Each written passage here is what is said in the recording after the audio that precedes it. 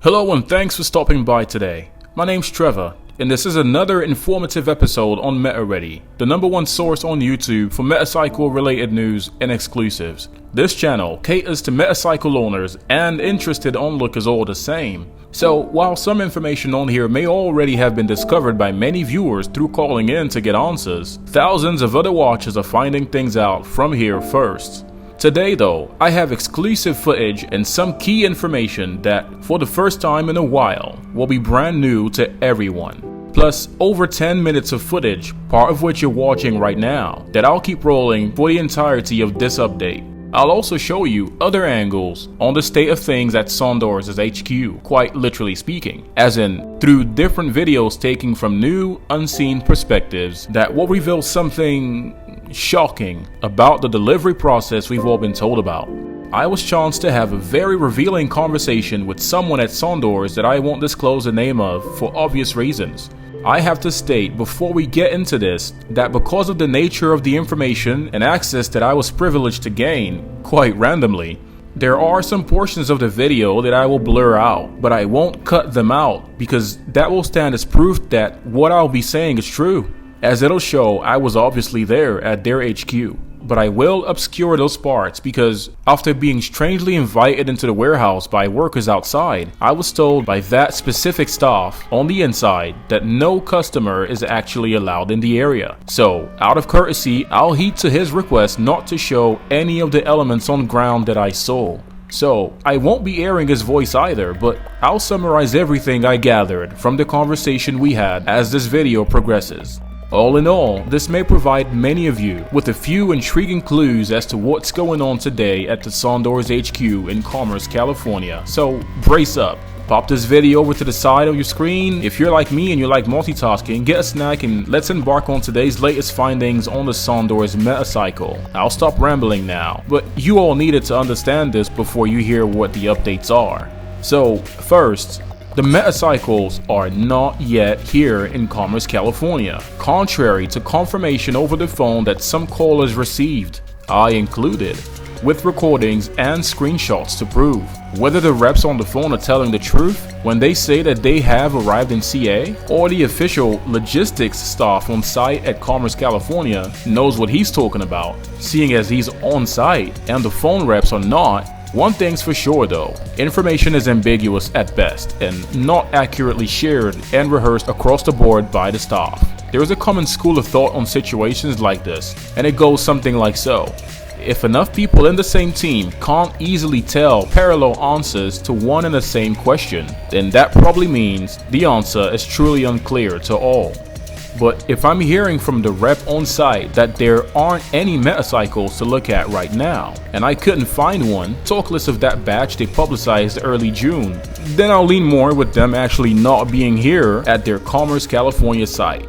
He did mention further along the conversation that they're in the US though, just not here in Commerce, California, with little more to willfully want to disclose on the matter. So, my thoughts on the situation at hand is that if they are in CA, but not in this building ready to ship out to its waiting owners, then they have got to still be on a dock, as with thousands of other products still on the ships, held back for a while until they can be recuperated by their respective expecting companies. That, from my perspective, is the only plausible state of things, if they clearly are not here in the building. Speaking of the building, while we're on the subject, apparently, the Commerce location is actually acting more as a fulfillment center than an office building. It's one of those typical warehouses sporting a small office front. What's more, as from what I'm gathering from the workers I met, offloading packages from the truck docked outside, this warehouse is not exactly exclusive to Sondors. I went in there as a customer. New guy? Okay. Motorcycle? Yeah, Metacycle. Is this what it is? Yeah, you bring him there. Yeah. You're bringing it in there? Okay. Actually, a lot of little different companies. Come again? A lot of little different companies. Different companies in this building? Yeah. This building, maybe 20 customers. Oh, I thought it was only Sondors. No. Yes. Yes? All the way. Oh. All the way to the back. Okay. Yeah. Okay.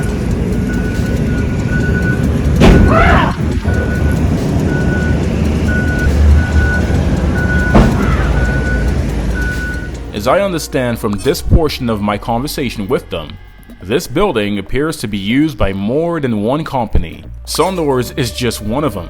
Next, as we all know to be true with every company dealing with parts outsourced offshore, the pandemic seriously affected product assembly times and, eventually, delivery time windows. This, in turn, upped customer frustration and hurt trust vis-a-vis those affected companies. The logistics staff told me that Sondors was no exception. Obviously. Again, this is obvious, but I just thought to delve into the subject a little bit more before moving on.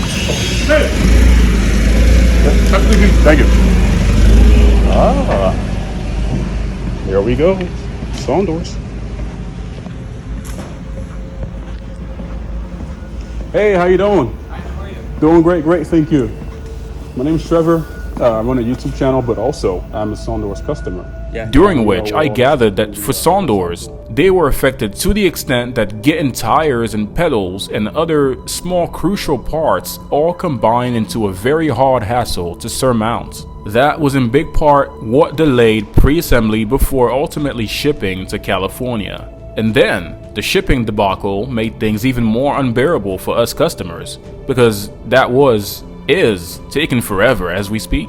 Yeah, so we don't have the Metacycles here physically that I can ship out just yet. But we are gonna start shipping them out maybe late July because they're being built right now.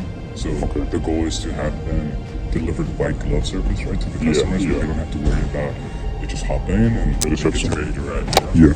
So yeah, man, that's all. I proceeded to tell them that, if anything, all we would like from them is communication.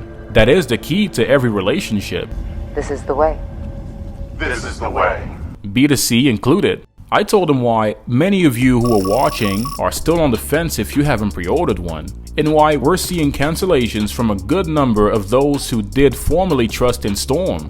And that is despite Sondors still selling their popular e-bikes today like hotcakes. I mean, this is literally the same company we're talking about here. He agreed and stated that at the moment, Sondors is keeping it very tight on information for many, quite honestly, good reasons. Coming from a market and advertising background, I understand that controlling the narrative is everything when it comes to releasing a new product or service. But Sondors is doing it wrong by not communicating. Big boys like Tesla communicate difficulties, rising companies like Rivian apologize for wrong moves, and customers are in the know, and they continue to support.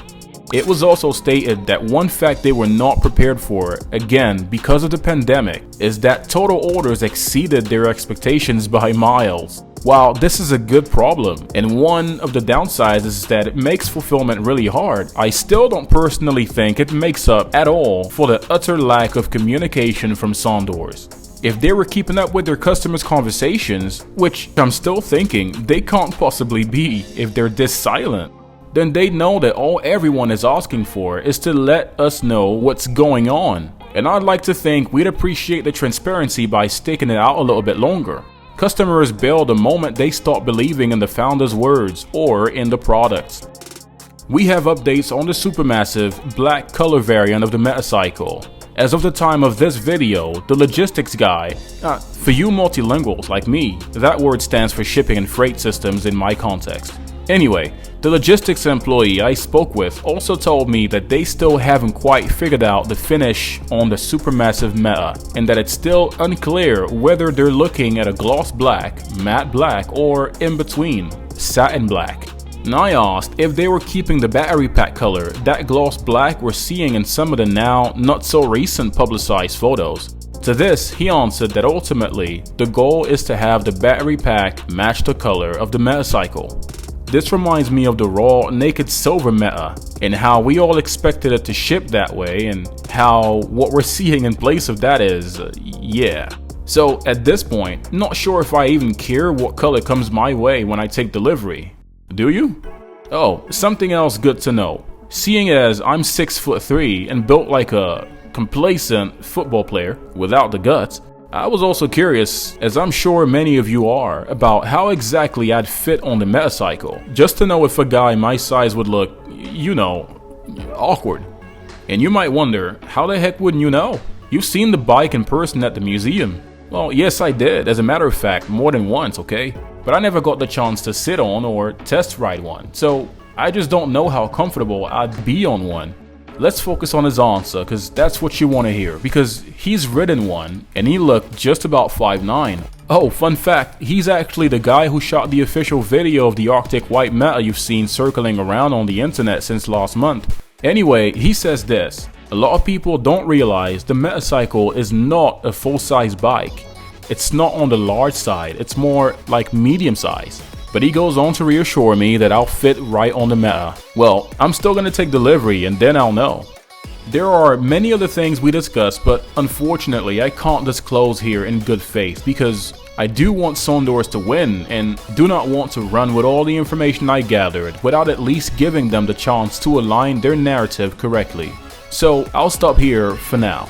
Lastly, I want to stress, by the way, that this should by no means serve as a deterrent from the company or the Metacycle, or act as an alarm urging you to stray away from Sondors, as, again, they are, as we speak, delivering on the e-bike side of their business. So let's get one thing clear. For all those online who are spreading comments along the lines of Sondors being a shady company, know this: Sondors as a company is not a scam. They have a good track record. I think they're truly going through some things that, if they had the choice, would rather not go through. They're just developing a bad habit of suffering silently and not giving investors what is due them in the process. I'm sure they want to make millions back for their product costs and become even bigger selling their electric motorcycles by the droves. What company wouldn't want that, right? I hope. Okay, now over to you. It never stops at the end of the video. This is not one-sided. I got some questions I'd like you to answer in the comment section. Do you really care about the finish of the color of your Metacycle any more than you just want the damn thing? With this new information, are you still going to wait it out, or have you already cancelled? And if you did, were you in the first batch? I wonder if you were as surprised as me to hear what's really going on at Sondors right now, in July. I know it was a very enlightening moment that shone some light into the delays and the state of things at Sondors for me. Anyway, my analytics is showing about 1,000 of you are returning viewers on all my videos since the first one 2 months ago, so what are you waiting for? Just subscribe already. If you like this video and want to catch up on the next one in a few days, subscribe to this channel and help us reach our next subscriber milestone. And I have a video on the back burner that I've been holding on to since the last few ones were more important, but I'll release it next, unless of course another pressing update comes before it. Thanks for watching, and until next time, this has been Trevor with MetaReady, signing out.